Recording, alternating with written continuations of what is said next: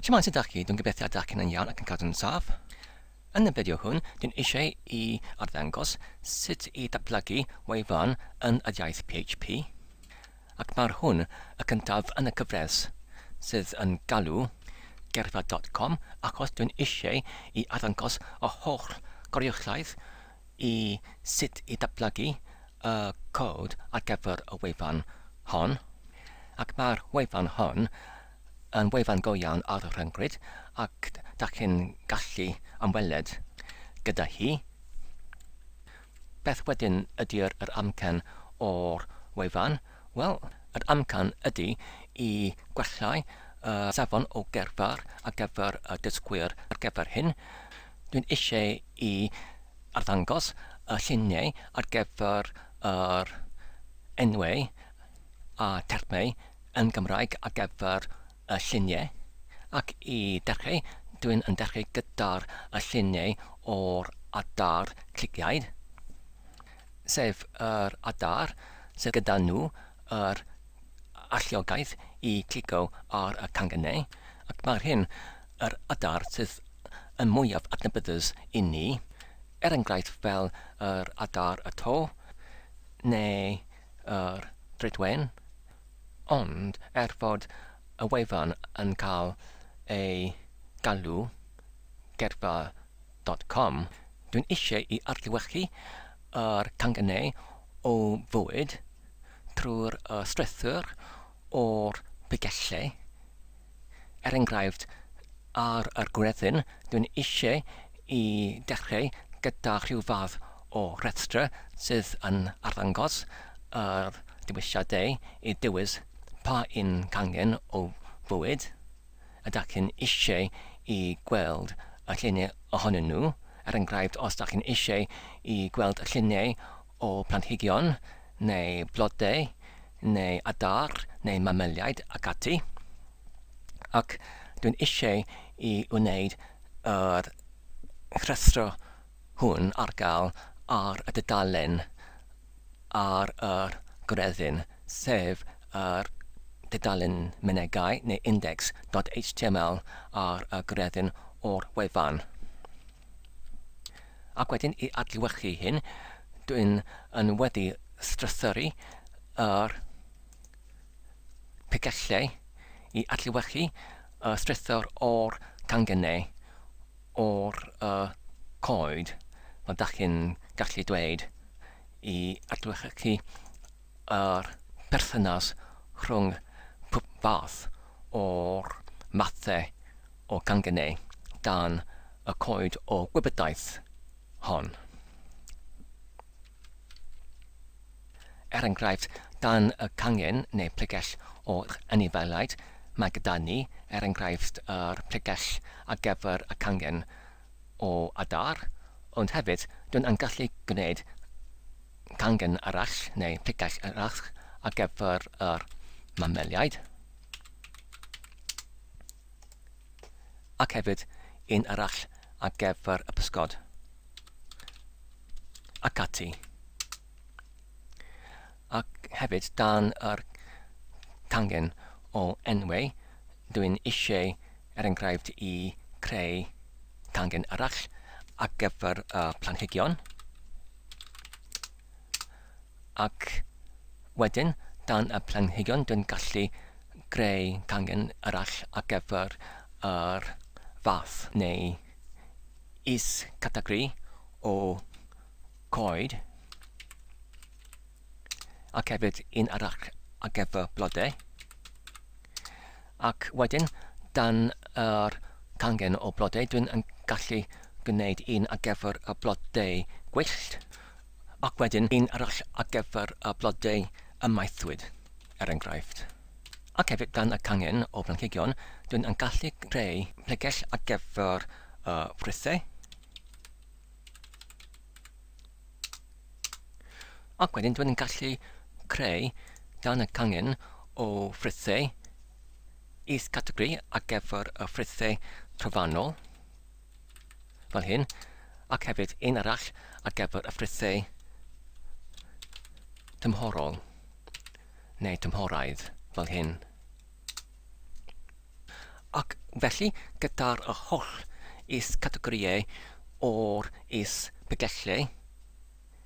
a gyda'r cangnau o pwp fathau yn ei gwahanu neu tangennu mas, y fwy ydych chi'n mynd yn dwfn i lawr gyda'r bygellau ac hefyd gyda'r categoriau ar yr prif bregell, sef ar y greddyn, ar y brig, dyn eisiau i creu dudalen sydd yn dangos yr holl restr o'r cangnau neu is-categoriau gwahanol. Ac wedyn yn y fideo hwn, dwi'n eisiau i wneud hyn yn yr iaith codio PHP. Felly, y cynllun ydy i gwneud rhyw fath o amresymeg yn y cod lle mae'r cod yn archwilio ar gyfer yr is-bygellau. Ac wedyn, os ydyn nhw yn gallu dod o hyd o rhyw dudalen wefan munegau, sef dudalen fel index.html neu index.php, ydyn nhw yn dangos yr is-bygell hwn yma ar yr dudalen wefan ar yr prif pregell. Felly dwi'n mynd i wneud hyn yn ar, cawn ni mynd at y hyd he. Fel ydych chi'n gweld, fy'n eisoes yn y pregell rhedigol ac dwi'n gallu gwerio hyn trwy'r mewnbynnu y gorchymyn Linux PUD sydd yn cyfriori geriau Saesneg, print working directory neu argraffu gell gweithredol fel hyn, ac mae'r hyn yn cadarnhau ydyn yn pregell cywir, ac wedyn i creu cod ar gyfer PHP, fy'n angen i creu yn gyntaf yr ffeil sydd yn galw index.php, ac fydd hyn yn gwenio fel yr prif dudalen ar gyfer y holl wefan. Ac wedyn fy'n angen i mewnbynnu yr ysgyrbwd o'r dudalen wefan, sef y dudalen HTML, a dyma'r ysgyrbwd. Ac wedyn fy'n angen i mewnbynnu y cod ar gyfer yr PHP.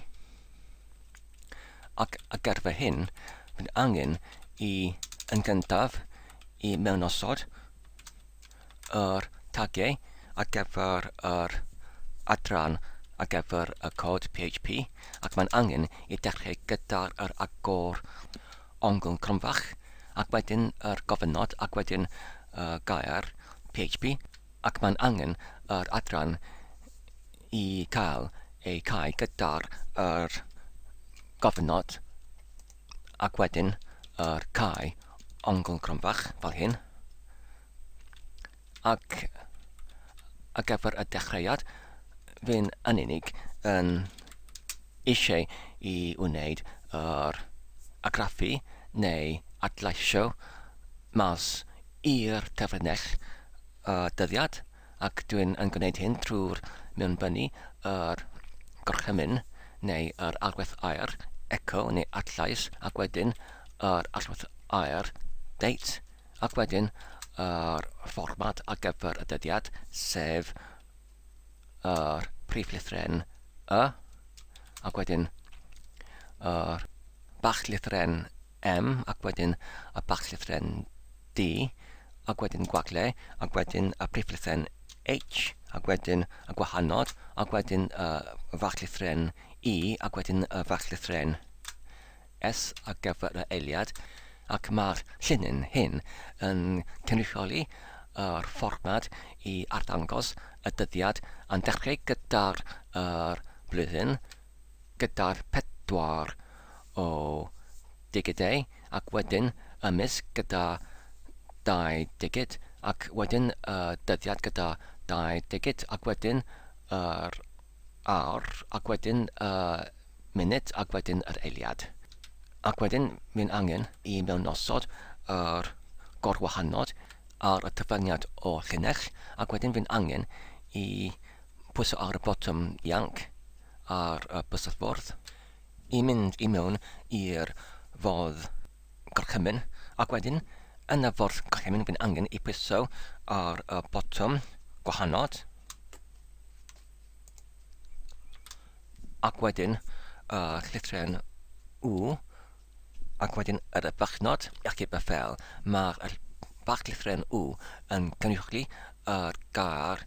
right, neu ysgrifennu. Wedyn, os ydyn ni'n mynd yn ôl i'r porwr, ac wedyn yn mewn osod yr ffail fel hyn. A dyna ni, mae'r dyddiad ar y porwr dim ond i pwyntio mas os mae gyda ni dwy ffail, index.php ac hefyd index.html yn yr un bygell yn yr un gyfamser. Yn y porwr Chrome, os ydyn ni'n mynd i'r bygell ar yr teragaeth, sef y bygell gredyn fel hyn, ac yn unig yn mewnbynnu yr teragaeth fel hyn, mae'r porwr yn awtomatig yn dewis yr ffail gyda'r derfyniad .php yn ytrach na'r .html, ond mae hynny yn digwydd ar yr porwr Chrome, ond os ydyn ni yn defnyddio porwr arall, efallai gallai yr canlyniad i fod yn gwahanol. Wedyn y cam nesaf yw i godio rhyw fath o ffythiant lle mae'r cod yn gallu dolenni drwy'r pygellau ac hefyd yr is-pygellau. Ac fel dablygwyr eraill, dwi ddim yn gallu cofio pob dim yn y iaith PHP. Felly, fan yma, mae gyda mi y canllaw ar gyfer y iaith PHP, ac wedyn fi'n mynd i archwilio ar gyfer y term recursive, ac wedyn directory iterator, neu'r aladodwr pligell alfredigol, ac wedyn fi'n unig yn angen i mynd trwy'r dudalen hon, ac wedyn i archwilio ar gyfer yr enghraifft o'r cod, ac dyna'r cyntaf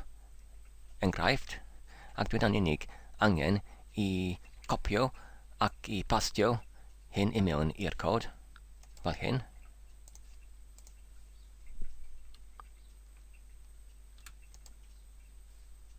A dyna ni, ac wedyn fi'n angen i archif y ffeil.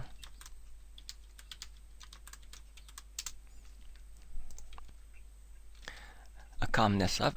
yw i galw am y ffythiant hyn, ac dwi'n gallu gwneud hyn trwy'r galw ar gyfer yr ffythiant recursive tanlinellu read, ac wedyn fi'n angen i gynnig yr enw o'r plegell dechreuedig, ac rydyn ni'n eisiau i dechrau gyda'r plegell gredyn, ac mae hynny plegell rhedegol, ac felly ar gyfer hyn fi'n angen i mewnbynnu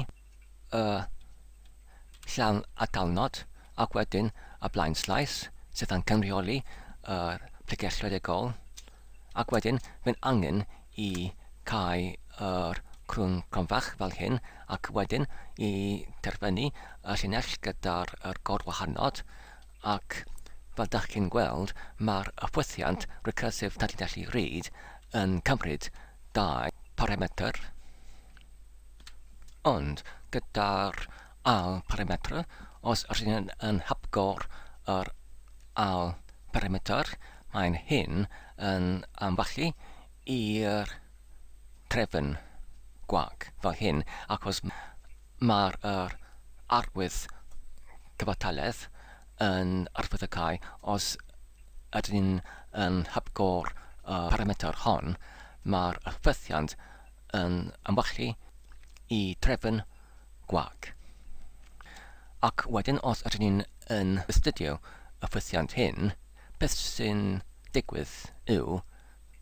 mae'n yn gyntaf yn profio ai ydy yr cyntaf perimetr yn pregell. Os ydy, mae'n agor y pregell ac wedyn mae'n yn arodrodd trwy'r pob item yn y pregell ac wedyn os mae'n yn llawn atalnod sydd yn cyftalu yn y cod i'r pregell rhededig, mae'n angen i hepgor ac os mae'n yn dwbl llawn atalnod, mae'r yn y cod yn cynrychioli yr pregell rhieni ac hefyd mae'n angen i hepgor yr item hwn ac wedyn os mae'r item yn pregell, wedyn mae'n angen i alw yr un ffwythiant, sef y ffwythiant mae angen i galw eu hunain unwaith eto. Os nad yw pregell, wedyn mae'n angen i ychwanegu yr item i mewn i'r trefn ac wedyn mae'n angen i cau y clustiog ar gyfer yr pregell ac wedyn mae'n angen i dachwelyd y trefn o itemau sydd wedi ei darganfod fel ffeiliau yn yr dolenni ac wedyn mae'r hyn yn cael ei dachwelyd oddi wrth y ffwythiant yma ac wedyn yn y llinell hon mae'n angen i ni i ychwanegu rhyw fath o amniwolyn i derbyn y canlyniad oddi wrth y ffwythiant fel ideas yn cyfatalu i'r ac wedyn yr enw o'r ffwythiant fel hyn. Wedyn mae'n angen i dangos y canlyniad sydd yn ei cadw yn yr amniwolyn ideas ac rydyn ni'n gwneud hyn trwy defnyddio yr arwydd air for each ac wedyn agor crwn gronfachu ac wedyn ideas in LD ac wedyn cau yr crwn cronfach ac wedyn mae angen i adleisio neu argraffu ar y terfynech pob un item yn yr trefn $ideas trwy gwneud efallai ALD ac wedyn llawn atalnod sydd yn cynrychioli yr arwydd i ychwanegu dau llinyn yn yr iaith PHP ac wedyn mae'n angen i atodi yr tag BR sef i torri y llinell achos os rydyn ni'n cofio mae'r hyn yn adleisio fel cod ar gyfer y dudalen wefan sydd yn yr iaith HTML ac wedyn mae'n angen i ni defnyddio tagau HTML yn y adleisiad ac wedyn cam nesaf yw i archif y ffel ac wedyn i adnewyddu y dudalen fel hyn. Wedyn mae'n gwall yn dangos, mae'n dweud mae'r alwydd ar 1 yn y llinell 15 yn disgwyliadwy. Ac wedyn, os rydyn ni'n edrych ar y llinell hon, mae'r cystrawyn gyda alwydd ar 1 yn anghywir ac os mae'n angen i fod as ac wedyn os rydyn archif y ffel ac unwaith eto adnewyddu y dudalen nawr mae gyda ni rhywbethio sydd yn dweud mae'r gwastadolyn DS yn undefiniwyd ac wedyn os rydyn ni'n mynd yn ôl i'r cod mae hynny yn gywir ac wedyn dwi'n yn gallu newid hyn i'r arwydd ar gyfer yr pregell sef y blaen slaes fel hyn ac wedyn os dwi'n yn archif y ffel unwaith eto ac adnewyddu a dyna ni. Nawr mae'r dudalen yn arddangos pob un ffeil dan y prif pregell. ond dwi ddim yn eisiau hyn achos dwi yn unig yn eisiau y rhestr o'r achosion lle mae'r dudalen mynegau yn bodoli yn pregell. Felly ar gyfer hyn, bydd angen i newyddu yr cod. Felly, i mewn i'r cod, rydyn angen i ychwanegu prawf newydd, sef os mae'r item neu ddoddiad yn yr pregell gyda'r enw fel index.php neu index.html. Wedyn, rydyn yn gallu ychwanegu hyn i mewn i'r trefn. Ac wedyn, os rydyn yn adnewyddu y dudalen, mae'r gwall arall yn dangos sydd yn dweud mae'r arwydd y dwbl pibell yn disgweledig, ac mae hynny yn gwir achos rydyn wedi anghofio i cynnwys y dau prawfion i mewn yr un par o cronfechu, ac wedyn os rydyn naw yn adnewyddu y dudalen, does dim byd yn dangos oherwydd os rydyn yn edrych yn manwl i mewn i'r cod, mae'n angen yr entry i fod yn dechrau gyda'r bach lythren, achos mae'r entry gyda'r prif lythren yn cynnwys y pregell sydd yn anghywir ar gyfer prawf. A dyna ni, mae'r cod wedi darganfod y dau ffeil, index.html ac index.php yn y pregell rhedygol. Felly, os rydyn eisiau i ddangos yr holl ymrywaith o gangnau, mae'n angen i ni i osod yr index.html neu index.php i mewn i bob un pregell, ond fi'n mynd i wneud hyn nid yn pob un ond yn ymrywaith ohonynt, fel enghraifft. Felly, i wneud hyn, fydd yn unig angen i clicio ar y ffeil index.html ac wedyn dewis copi, ac wedyn i mynd i mewn i'r pregell enghraifft fel enwau, ac wedyn anifeiliaid, ac wedyn adar, ac wedyn cliciaid, ac wedyn i pastio mewn yr ffeil hyn fan yma, ac wedyn rydyn ni'n gallu mynd i pregell arall, enghraifft fel planhigion, ac wedyn mynd i ffrithau, ac wedyn i temhoriaeth, ac wedyn pastio mewn y ffeil hyn, ac os rydyn ni'n gwneud hyn, ac wedyn yn adnewyddu dudalen, a dyna ni, mae'r rhestr o'r pregellau gyda'r dudalen mynegau yn arddangos ar y dudalen, ac wedyn rydyn ni'n gallu tacluso yr allbyniad yn ychydig drwy'r yn addasu yr allbyniad ar y llinell 1/15. Enghraifft, rydyn ni'n gallu defnyddio tag rhestr neu list fel hyn, ac wedyn